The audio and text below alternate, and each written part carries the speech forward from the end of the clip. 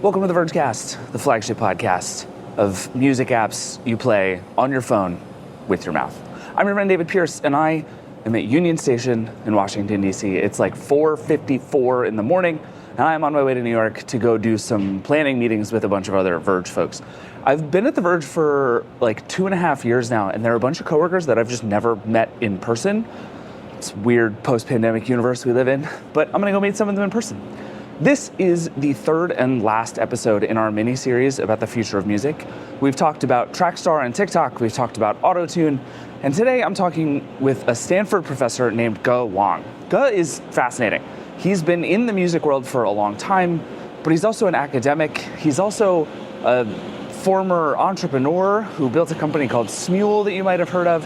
He's just been in the music world thinking about this stuff for a really long time. So I wanted to talk to him about AI and about virtual reality and about what it means to make music now in a world where increasingly technology mediates all parts of this process. We had a really fun conversation. It's not at all what I expected, but I really enjoyed it, and I suspect you will too. All that is coming up in just a sec, but literally this train is best to leave without me. This is the Vergecast. We'll be right back. Support for the Vergecast is brought to you by Nissan Kicks. Hey, the Nissan Kicks has undergone a complete transformation, emerging as the city-sized crossover redefined for urban adventures. With a striking new exterior and a fully revamped interior boasting premium features, the Kicks experience has been totally enhanced to help you better navigate city life. And the reimagined Nissan Kicks is outfitted with intelligent all-wheel drive, so you can keep going, rain or shine. Learn more at www.nissanusa.com/2025-kicks. Intelligent all-wheel drive cannot prevent collisions or provide enhanced traction in all conditions. Always monitor traffic and weather conditions. Welcome back. Let's get into my conversation with Ge Wang. I wanted to talk to Ge because he sits at a really unusual place in the music/technology universe. A bunch of years ago, he co-founded a company called Smule, which is still around. You might have heard of it. They make a bunch of really popular music-based apps. One is a karaoke app called, I think, Smule, that's still really popular.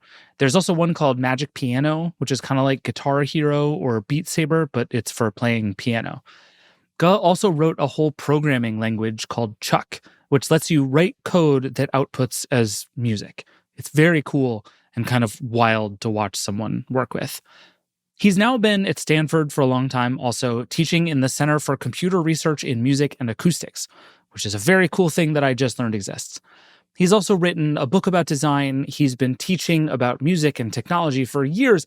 And in his free time, he's also the conductor of Stanford's laptop orchestra, which is exactly what it sounds like. It's a bunch of students on stage using their laptops and other gadgets to make music, frankly, that you've never heard before. Here is just a glimpse of what that sounds like.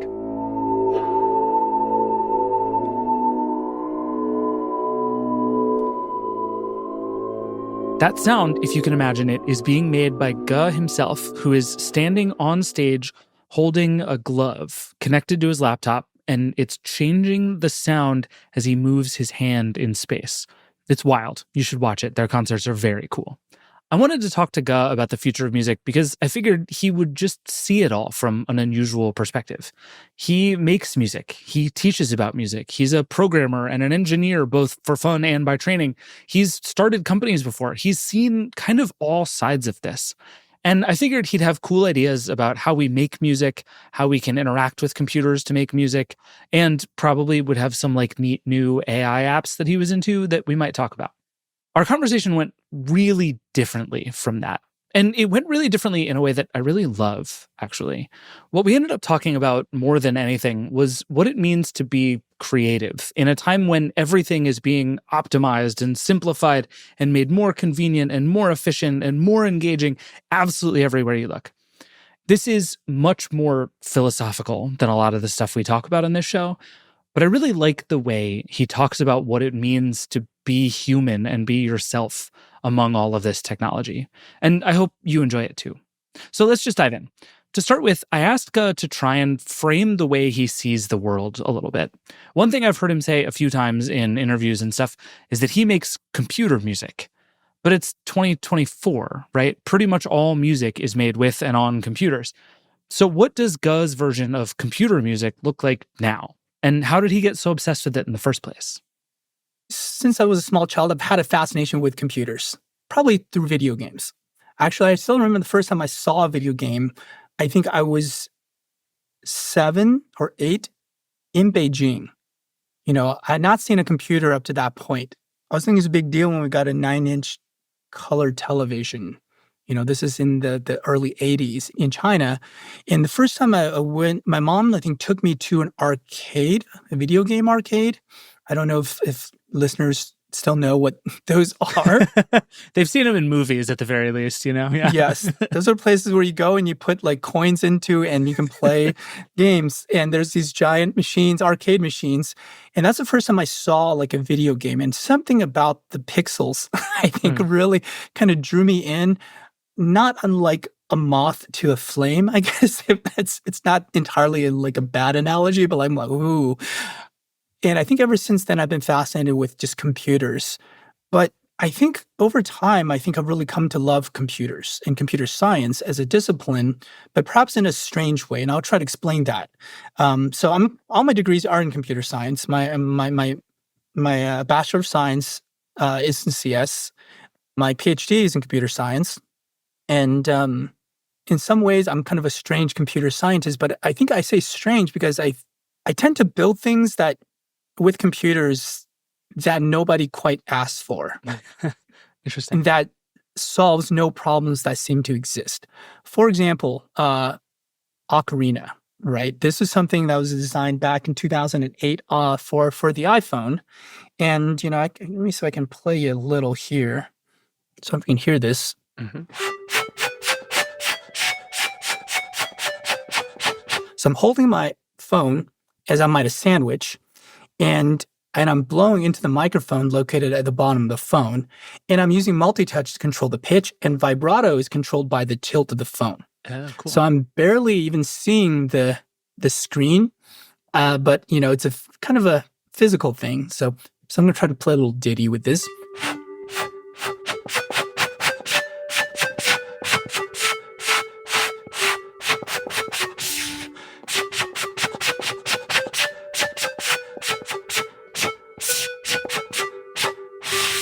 For example, so that's me blowing literally into my, well, thank you very much.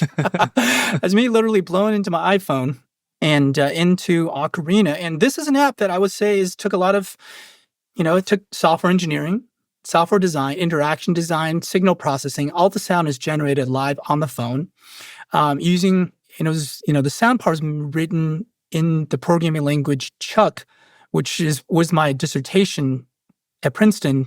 Oh. In which I'm still developing, right? Like 20 some years later. I'm still working on it, and myself and a large team of people and a community of people working on Chuck, right? Just explain what Chuck is, just real quick, for people who don't know. So Chuck is one of these tools that I've been talking about. So Chuck is a programming language for music synthesis. And you're writing code to generate sound, but also to write code to kind of either to algorithmically figure out or generate like kind of the music that's coming next, or it's actually could be mapped from human interaction. In this case, in Ocarina, it's human-computer interaction, and I am using my physical interactions to actually control the sound that's happening. And so, and a lot of times it's a mixture of the two, where there's some amount of automation, but also like it's really trying to also figure out what is an interesting way to kind of put human interaction into the loop of the thing that we're building. Again, nobody asked for. Right. It solves no problems that exist. And I think in a way that's kind of been a running through line, if you will, for my students and I in my research group, is that we think about engineering, we think about technology, and we think about, well, what kind of problems can we solve with this, right? And while, yes, problem solving is something that we as humans need to do, and I'm interested in doing myself, I also feel like as an engineer, we can build things that isn't always motivated by kind of a practical utility. Tell me how you go through that as kind of a creative process. I think I spend a lot of my time talking to engineers and developers and stuff who say, some of the stuff you just said, and then they like small leap to, and now I make B2B database management software. and and so I made yet another AI chatbot, right? And I think there is this easy way to work backwards from like, okay, what is a problem I can solve that will help people? And I think using technology in service of going the other way and saying like, what can I just make is just such an interesting and different kind of creative process. I'm curious how you have sort of, especially you have to teach this stuff to students. Have you I do. refined the process of how to do this stuff for people? Yeah, I mean, I teach this. I wrote a whole book about it, Artful Design Technology in Search of the Sublime. And it's really this idea of looking at tool building as engineers, but also as critical engineers, critical tool builders. And the critical part really has to do with the question, why are you even doing this thing, right? Why did I design Ocarina? And it wasn't because like I went out and figured out what do people need? It's like, hey, David, what do you need? And you're like, well, I need to blow into my phone. I need a flute app. Yeah. I need a flute app. And I need also in the same app, I need to be able to listen to other people around the world blow into their phones. Right. That's what's missing. That's a deficit. No, that did not happen. And so it wasn't really kind of this traditional idea, at least traditional now when we think of engineering, we think of this as like, okay, what is the need? What's the problem? State the problem, and so we can find a solution. This is not need-based design, at least not in that sense. So why was this designed? This is what some people actually might call, for perhaps lack of a better word, values-based design.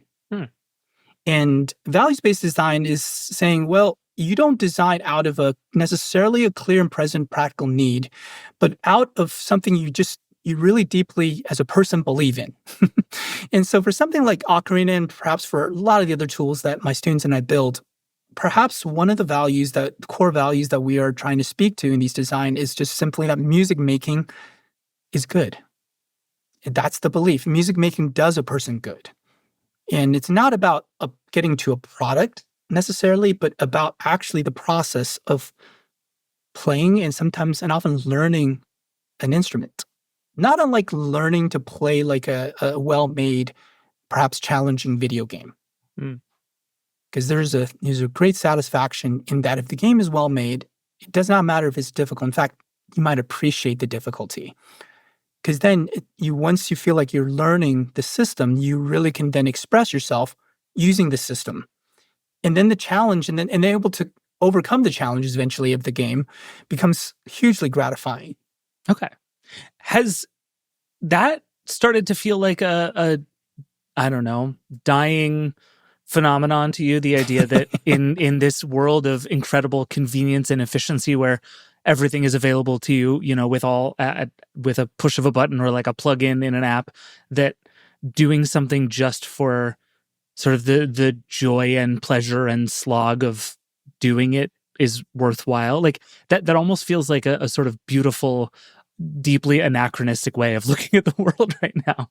Well, unfortunately, it is. It feels anachronistic. It feels like it's out of time. It's not something that, in this convenience-driven, optimization-driven, competition-driven fabric of a society we live in, it feels deeply anachronistic to build things that are playful, that are interesting for their own sake. But at the same time, I feel like it's what makes us us. And I don't mean just building things. I mean just anything I think that you feel like makes you you, whatever that may be. I like to at least offer the possibility that it actually is something that you want to do, and you care to do. In fact, you would probably forego a lot of practical needs in order to do. It's like a passionate hobby. And the passionate hobby is usually not about getting to the result. It's not about optimization.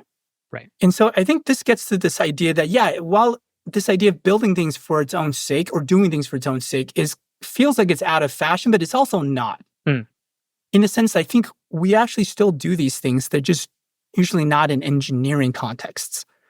For example, when people cook for themselves because they enjoy cooking, there's a deep joy to go into the pantry, work up, find the raw ingredients, and make a mess of things as you concoct a dish. And that dish doesn't that taste different because you made it, right? Yeah. It does. It has to, especially if you're someone that enjoys cooking. And I think tools are no different. And I think the danger of being in a world or a society where the tools we make are only about optimization, only about convenience, only about reducing the cost of labor, is that we actually, in those tools can actually alienate us from who we actually are. Because, well, let's go back to music and let's talk about music and AI, right? Today we have AI that can produce really impressive images, video, music. Well, that's a tricky word to use. Even songs are a tricky word to use. It's like, what is a song? But let's, for all intents and purposes, say AI can generate quote unquote songs. And with just a prompt, it's like this almost age-old thing that people thought they always wanted, which is, if I have a musical idea in my mind, I just want this thing realized. Wouldn't that be great? And maybe perhaps I don't have any music education. I've never taken time, but I just want this idea realized in my head. Wouldn't that be great? And in a way, AI kind of does that somewhat today. But then I think the question lies, what does it mean? And I'll draw another analogy here. And this is something that I call, I guess, it's kind of the bubblegum effect. And what do I mean by that, right? So have you ever chewed gum, David? Sure, yeah. Okay, so when you chew a piece of gum, when you first pop the gum in, chewing gum or bubble gum, right? How do you feel? It's great. It's delicious. Yeah, it pops. It's like the taste is great. How long do you usually chew that piece of gum? I mean, it depends on the gum, but somewhere between like 10 seconds and 3 minutes, and then it's over. And when it's over, what do you do with that piece of gum? Throw it away. And after that, how much do you think about that particular piece of gum? Never for 1 second ever again. Okay.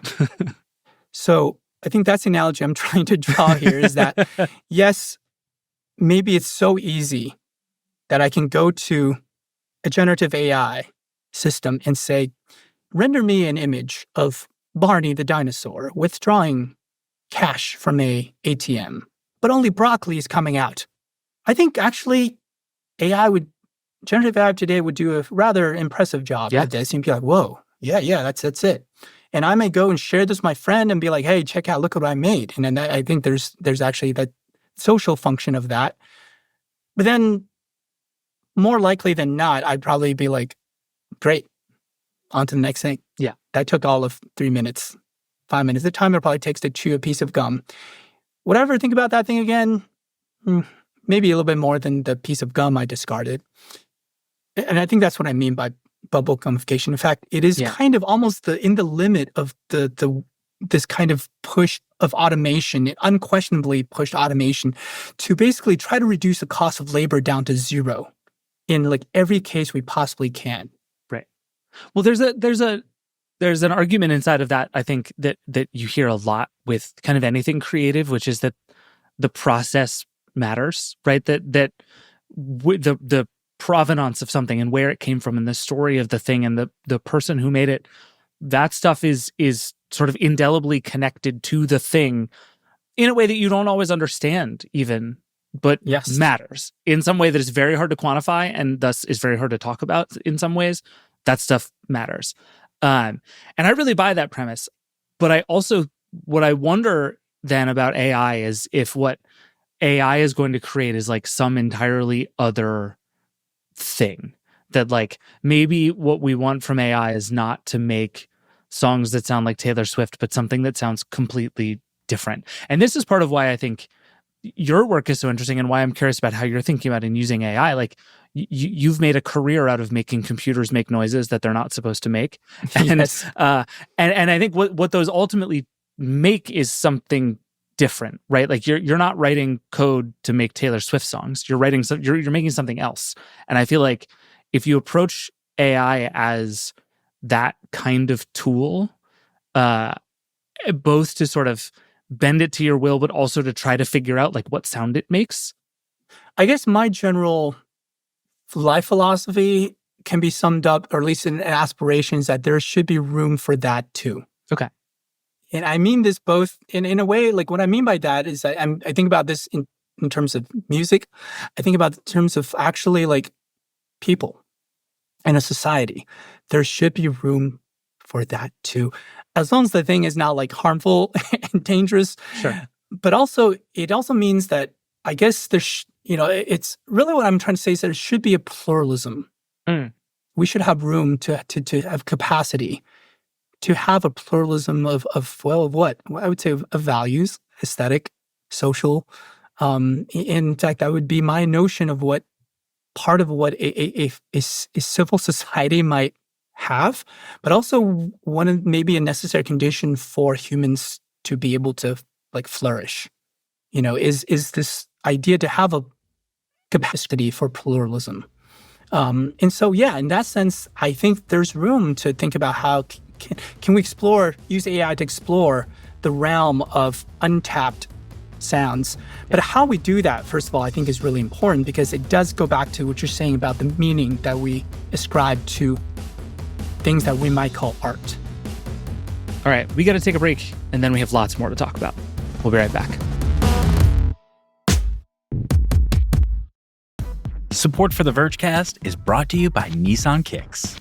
Hey, the Nissan Kicks has undergone a complete transformation, emerging as the city-sized crossover redefined for urban adventures. With a striking new exterior and a fully revamped interior boasting premium features, the Kicks experience has been totally enhanced to help you better navigate city life. And the reimagined Nissan Kicks is outfitted with intelligent all-wheel drive, so you can keep going, rain or shine. Learn more at www.nissanusa.com/2025-kicks. Intelligent all-wheel drive cannot prevent collisions or provide enhanced traction in all conditions. Always monitor traffic and weather conditions. All right, we're back. So to go back to the idea of computer music, one of the things Ge has talked a lot about over the years is the idea of finding new ways to interact with technology and computers. Like that glove I mentioned at the beginning, that's a new way of using a computer, if you boil it all the way down. And the way he thinks about it is more explicitly playful and more exploratory. Instead of just trying to like figure out how to use an app most effectively to get work done, it's just a totally different approach to all of this stuff. But that can be a hard shift to pull off, I think, to go from trying to learn how to use a technology to figuring out what's possible with it. But that shift, that transition is, I think, what Ge does all day with his students. So I asked him about it. I saw something that you either wrote or said about your music and AI class where one of your goals was to teach them how to play with AI. Mm-hmm. We don't talk about AI that way. What does that look like? What does it look like to play with these kinds of systems? Well, what does it look like? Well, I ask my students, for example, to build interactive tools with AI that they can deploy into their everyday lives, but also often would involve human interaction. My students have built instruments that basically track the opening and closing of your hand to generate singing sound. And turning your hand changes the pitch of the sound. Opening and closing your hand kind of articulates the sound.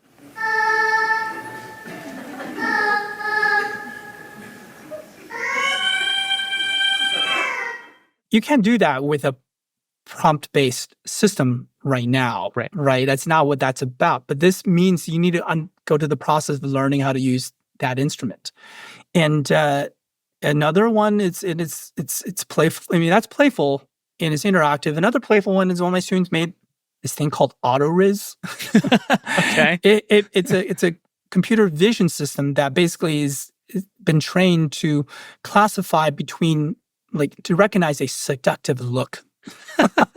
And it plays like cheesy, seductive music when it detects it.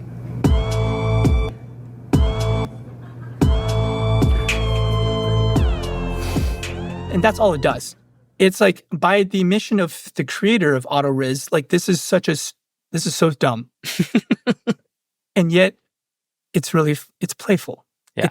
It's in the definition of play is actually something that is not about the outcome. It's about the process, right? Because if you're like, I'm playing, but if you're worried about the outcome that's going to be produced, well, that's work, actually. If you need to walk away from an activity with a productive outcome, we'd usually call that work. But play is almost exactly the opposite of that. Right. There's a difference I hadn't really thought about there between thinking about these technologies, AI or otherwise, as tools versus thinking about them as instruments. And I think we talk about AI in particular as a tool, right? It is a hammer, and your job is to go find nails, and that's what it's for. And we don't necessarily know what all the nails are, and that's the exploratory phase. But you're looking for nails. But what you're describing is something very different, which is like here is a thing with a set of capabilities, right? It can do a bunch of things, and where all of the interesting stuff lies is figuring out what to do with those things and how they mix together, and new unexpected combinations of those capabilities that turns into something, which is so different from I have a hammer that hits nails and I have to find more nails. I go find more nails. Yeah. Right. Let's put it this way. Let's say we make a Venn diagram, which means let's draw a circle, and that circle represents the sets of things that the AI is potentially good at doing or Sure. would be good at doing. Let's draw another circle. Let's call that a set of things that humans do, want to do, and are perhaps can be good at doing, like ping pong or making music or whatnot. In the Venn diagrams, let's draw these two circles, but that's also they're intersecting. So there's a region where it's basically in space where it's in both circles. It's the stuff that humans are good at doing and AI will be good at doing. I feel like we're kind of automatically and almost unquestionably stuck in that intersection with AI, is that we're constantly looking for things that humans already do. And now we just want to have an AI do that same thing. And in fact, the more the quote unquote better an AI can do it, the more progress surely this must be. Some have called this the Turing trap, actually. It's this idea that we have been set down this path where progress in AI is judged by how indistinguishable a system is to humans. Right. And the danger of that is that becomes kind of the dominant and perhaps almost the only way we can imagine of thinking about progress in AI. But if you go back to the Venn diagram, there's a whole region what AI could potentially do that is good at doing that does not intersect with the sphere, the realm of things that humans are good at doing. And how do we explore that perhaps far more vast region of what AI can do? I think that takes exploration, takes play, it takes imagination. And I think, and often in my courses, what we learn is that actually when you remove this external obligation to be useful or competitive, and you can simply be yourself and play, you actually produce things that are so different, potentially. Arguably, will certainly be different, but probably also like that's going to be more you, more expressive. So in my courses, I'm trying to help people use AI, but to try to explore the unexplored space, but also explore the space where AI and humans intersect, but AI is doing things that humans aren't doing. Humans are doing things that AI aren't doing. And it's not about a collision or the actual overlap, but about a kind of like a critically thought through, but like a beneficial amalgamation, a union of two different parts. And what I like about that, even though it's not the way we think of AI, as you're noting, what I like about that is it still keeps human curation and I would say human intention and also what we might call human wisdom in the loop. And the idea is that if AI could just generate me, even if it's a new piece of music, but I don't have, the provenance, as you said, of like, where did this come from? What was the story behind this? I did not come up with this, but I don't know who said this, but it's been said by someone. It's on what the role of art. It's the idea that art perhaps is this thing that humans endeavor to try to understand their emotions, but mostly they fail at that. But that's art. It's a thing we try and mostly fail at to try to understand ourselves. And so if we feel like that's what art could be, then yes, the provenance matters and matters fundamentally. To know what is trying to be communicated, what is trying to be expressed, or even more so, and if we think of art as a like a lens to see things, if I make a piece of art, it isn't just saying, hey, this is what I see. Yeah, it's part of what the artist perhaps sees, but it's also an invitation for the experiencer to say, well, if you like, you can look through this lens too. And you see the world around you, see yourself, and what do you make of it? Mm. Now that's a good piece of writing is absolutely that. Good art in any medium, I think, is also a lens, whether it's film, writing, music. And so that requires this, I think, the human in the loop. If we buy that definition, that art is this thing we do to mostly try and fail to understand our own emotions. Yeah. I will say my worry with that way of thinking about it would be that AI in particular runs the risk of kind of undermining that, because if you think about AI as sort of the like lowest common denominator of all of its training data, what you're getting is basically this mush of all of its inputs that is kind of going to give you mush back, and it's going to give everyone the same kind of mush. And we end up in this place where, okay, you have this collaborator that has incredible access to incredible amounts of information, but that's actually not useful in some of the ways that you're talking about. That maybe having access to every song ever made is actually a hindrance to making great new songs, instead of just making the same kinds of songs that are the average of every other song ever made before. Well, what you're saying is that it's exactly square in that region of the intersection. That's true. I'm still in the middle of the Venn diagram. You're still right. Yeah. That's really in the middle of that Venn diagram. That's kind of where we are, in a way that's like artists. All the artists I know generally don't want AI to. Maybe they want help to do part of their work, but they don't want AI to do the work. In the moment that core writing part is actually done for me, the activity ceases to be like an activity. It's just like a checkbox. Right. And what meaning I might derive from that activity, as time-consuming as that activity may be, is, I think, as you articulated, is the worries that would be lost. That meaning, and the meaning of doing that activity may be lost. And I think it is this way of thinking that I think that we're talking about is very much counter to the prevalent thinking in AI, which is, unfortunately, I'd say is an unquestioning, uncritical, like race for optimization, race to for AI to outperform humans without asking, what do we really want from that? And when is that actually good? And when is that not good? Okay, we have to take one more break, and then we're going to talk about where everything is headed from here. We'll be right back. Support for the Vergecast is brought to you by Nissan Kicks. Hey, the Nissan Kicks has undergone a complete transformation, emerging as the city-sized crossover redefined for urban adventures. With a striking new exterior and a fully revamped interior boasting premium features, the Kicks experience has been totally enhanced to help you better navigate city life. And the reimagined Nissan Kicks is outfitted with intelligent all-wheel drive, so you can keep going, rain or shine. Learn more at www.nissanusa.com/2025-kicks. Intelligent all-wheel drive cannot prevent collisions or provide enhanced traction in all conditions. Always monitor traffic and weather conditions. We're back. I don't know if I'm saying this now to warn you or to get you excited, or maybe a little bit of both, but things in this conversation are about to get pretty heady. Until now, we've been talking a lot about what you might call capital A art, stuff that is explicitly creative, done for the sake of creativity. I think that stuff encounters one set of issues as we look to AI and the future of technology. But then all the way on the other side of the spectrum, you have navigating government bureaucracy and filling out forms. One thing Ge mentioned to me was figuring out the healthcare system. Terrific use of AI, right?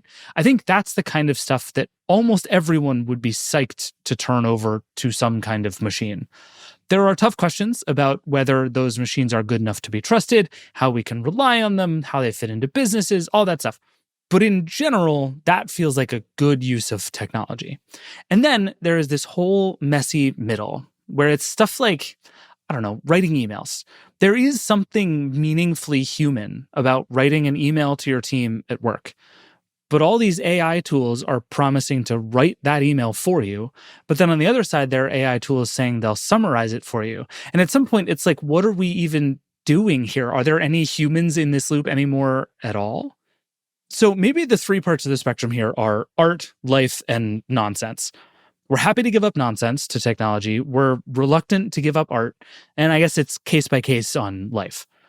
So how do we draw the lines between those things, though? And how do we decide where it's worth outsourcing and offloading and embracing AI and where we shouldn't? And then maybe most importantly, how do we protect the stuff that's worth protecting on that spectrum? That is the next question I asked Ge Wang. He answered by talking about email. So this is actually the other thing that maybe we don't think about. Like, first of all, for me, I remember the first time I used an email. It was when I first got to college in 1996. This was at Duke University, and I got an email account. And I was like, oh, dang, this is so convenient. And I wrote my dad. I was like, Dad, I'm writing you an email. I don't have anything to say. I just want to write you an email. Okay, bye. It was like an email with no purpose except to say, it's so fun to email. I don't know anyone today who was like, email is so fun. No. No. That was 1996 for me. Now in 2024, we're like, and also email is not something I do my job without. Right. In fact, this interview was set up through email. Yeah. In fact, I imagine you probably, like me, are inundated by emails and on like a yes, unfortunately. So I think that was fun and useful and convenient to begin with. Because of that convenience, you would think like, oh, it's a labor-saving thing. And it was for email. But because that labor was saved and we're all using it, we've all saved that labor, suddenly it's like, oh, we have more time to do, well, more work. Like between now and say when you first used email, do you feel like your work has gotten any lighter or any easier? No, I don't either. No. All of the studies on this are so alarming that it's like you go back and everybody is like, oh, due to all the increased efficiencies, we're all going to work for like 6 hours a week. And it's like, yeah, I do the job y'all used to do in 6 hours a week. And now I have 40 other hours of stuff to do. Yeah. And maybe it's like, almost it's like, there's so many different reasons why that is not like, yeah, it's like, oh, now this thing is so if we apply that analogy to AI and just email today, it's like, if AI does save us more time on email, do you think that'll just give us more time to actually, I don't know, live our lives, go make art, cook, be with our family, go outside? No, I would be very like, given like where we are with email, I would be very skeptical of that possibility. I think, however, what might happen is, unfortunately, with LLMs and kind of this generative AI technologies, that we might produce not just email, but like writing that is deemed good enough for a certain purpose. And now we just need to hire less people to do them. Yeah. For example, and this now starting going back in that creative realm, like, for example, like script writing for a TV show. And I have an uncle who has been in the industry. He lives near LA, and he was talking about, there was a time when the writing room for a TV show would actually be on set talking to, the production team, the actors. And in that process actually really got both everyone involved to even be like really figure out what this is about, what each character actually could be about. It opens up all kinds of imagination for where things could go. And then you have the case where, well, now we just hire like a kind of interchangeable room of human writers to write like kind of each episode. And in fact, we'll do the lowest bidder. And then with AI, you can kind of imagine, well, now that labor has been saved, well, we don't need to hire even those interchangeable room of writers. Right. Instead, let's have one person who prompts and oversees and curates the output of the AI system. And the result might not be good, but it might be good enough to make entertainment that people will pay for. And I think that's it's a huge loss of livelihood, but also a huge cultural loss in terms of the kind of art that is being made. Because now we have shows that will be like, well, that's entertaining, but is it like entertaining doesn't mean it's good. Entertaining doesn't mean it's it's thoughtful or interesting or or playful. It just means it's something. Okay, it's better than being bored. Yeah, it's something to do. It's content. It's To TikTok. use, Yeah, it's uses this dreaded like content word, which just means stuff that you can do. And I think the fear is that we'd live in a world where we'd have content that is serviceable often, but maybe sublime never. And that's a world of generic, an age of generic. And yes, a lot of kind of our popular culture is things that are already kind of generic things. But right now, the generic things are still made by humans. right. Right? But Yeah, humans can do bad work too. We're just as bad as anything. Yeah. Yes. But at least but if we have machines do all of that, how does that change the truly sublime, the truly expressive things that humans still do? I don't know how we'll alter, but I can't imagine this not altering it. Yeah. Right. I think, and then on this point of where this intersects with livelihood, I think the fear among a lot of artists, myself included, if I count myself as an artist, yes, part of that is livelihood, but it's not only livelihood. The fear isn't just that we'd be replaced by a machine. The fear is that we'd be replaced by something that is far more generic and far less interesting. But that's acceptable to the powers that be, because good enough it might be good enough to make someone a lot of money. Right.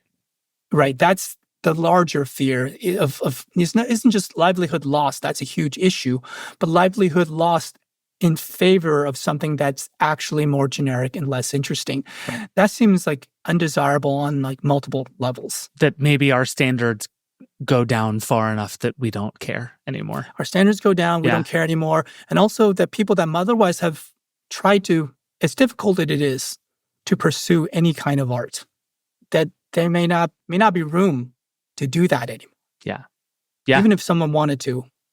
Well, and I think it strikes me that comes all the way back around to the idea of how to approach these tools, right? Because I think the sort of glass half full version of that future you just described is that actually, rather than using AI to pull everything down to this lowest common denominator average of everything, we learn to play it like an instrument, and we learn to use it to expand that Venn diagram and this whole universe of things that we can't do, but we learn how to do with this tool. Like that, if you want to paint a beautiful future of AI, it's that sort of spirit of play that you're describing comes to everyone in all disciplines of AI, right? That's the hope. That's the only thing that might work. That would be nice, except, but there's every reason, unfortunately, to think about the challenges to that scenario where everyone has the tools to play. One is just human nature itself, including my own, which is the kind of playfulness we're talking about is actually an investment. Yes. Of time and effort and probably a lot of frustration and confusion. It's part of the process of doing anything, I think, worthwhile that you derive meaning from, whether it's a difficult video game or learning a new thing or getting better at an instrument. All of these things come with its challenge, or basically climbing up to a mountain. Right. It's like climbing the mountain. And the other challenge, so that's one challenge, is that we actually would need a supportive environment where we actually can do that, have the time and to do that. And have the will and the desire and the motivation to do that. But as we're saying, life is not getting easier for most people. In fact, it's kind of getting harder for most people. And I'd love for that timeline to come to pass, but it's difficult. It's increasingly a higher and higher privilege to be able to have time to do things just because. That's the hard part of our reality. Yeah. And it's only going to get harder. For example, I mentioned the instrument where you use your hand and computer vision and AI to kind of track the opening and closing of your hand to sing. That needs a different way to think about AI. That needs a different human-computer interaction that is perhaps not, I'm not saying get rid of prompt-based engineering. I'm saying, yes, there should be room for these other ways of working with AI that's interactively, at the very least, different and actually speaks to all these other dimensions of who we are, including our bodies, our physical bodies, but also all the things that humans are, or could be our capacities. They should be more comprehensively considered in how we do. Unfortunately, I think there's way more evidence to the contrary that AI is not headed in a direction of inclusion, but rather extraction. It's as in, how can we extract value from people with this thing? And it's not a tool for human well-being. It's not a tool for human flourishing. It's a tool for maximizing profit. Which involves removing humans from loops in every possible way. And like you mentioned, all of the easy money in this space is at the middle of that Venn diagram. Like there might be other things in other places someday, but like if you want to make a lot of money right now, it's at the middle of that Venn diagram. And it's, how do I take a job humans used to do and take it away from them? But you don't ask, okay, so now we have this, and if everyone actually used this thing, like email, what now? Right. They don't think that's a cultural question that requires, but no, that's not being considered. And yes, I get, having been a startup co-founder, I can get that starting a startup or running a business is not an easy thing. It's an exceedingly difficult thing. I've been there. And yet, I think with AI, there's an added dimension of just social accountability. Yeah. Because the things you use are going to be used by people that you're never going to meet, but whose lives that you will affect and influence. You will affect not only their lives, you can affect their communities, you can affect their families, their kids. And while you may be like, oh, how do I survive even to the next quarterly earning call? Yeah, I get it. Been there, but I think there's an added dimension of I think, social responsibility to think, what if everyone, it's not just like, what if the things we made went awry? It's like, what if the things I make actually worked and a lot of people used it? Then what? How does that change the very culture we're living in? I think the through line in all of these is kind of this question, a kind of insistence to critically question what we do, and an aesthetic, social, cultural dimension, in addition to all the other dimensions that I would mention in there. And also, another through line is play and expression. Can we help humans feel, tools for people to feel more like themselves? I think that's what play is. And I think if we can do that, I'll take those as victories. If someone is playing music for the fun of it, like inside the room for no one in particular, I think that's a win already. And I think there's things that if we just did, it actually makes us, in however small ways, makes us feel more ourselves. And I still hold out hope, if only because hope must be there, that we can use technology as a tool for, perhaps above all, for humans to be more themselves, to feel more themselves. And to do that, you need to feel included, feel safe, feel free to be yourselves, and I think feel understood. I think that's my hope. But it's, my gosh, there's so much work to be done and so many challenges, and that's not the way that the world is going. But it's a thing that's, I think it's worth working towards. All right, that is it for the Vergecast today. Thank you again to Ge Wang for being here, and thank you, as always, for listening. I'll put a whole bunch of links to all the stuff we talked about in the show notes, the Ocarina app, all the Smule stuff, the laptop orchestra, some of the funny stuff his students have worked on. We'll put it all in the show notes. You should check it all out. It is weird, and I mean that in the best possible way. Also, lots more on all of this stuff, future of music and everything else in this series at theverge.com. It's a good website. We like it. As always, if you have thoughts, questions, feelings, or other songs that you think I should learn in that Ocarina app that's really cool, you can always email us at vergecast@theverge.com or call the hotline, 866-VERGE11. If you have thoughts on anything that Ge and I talked about today, anything from this whole series, really anything at all, call us. We love hearing from you. This show is produced by Liam James, Will Poor, and Eric Gomez. The Vergecast is a Verge production and part of the Vox Media Podcast Network. We'll be back with your regularly scheduled programming on Tuesday and Friday. The news just keeps happening, y'all. Just a lot of news, but I did manage to squeeze in a conversation about 13th century Florence for Tuesday's episode. So that one's a fun one. We'll see you then. Rock and roll.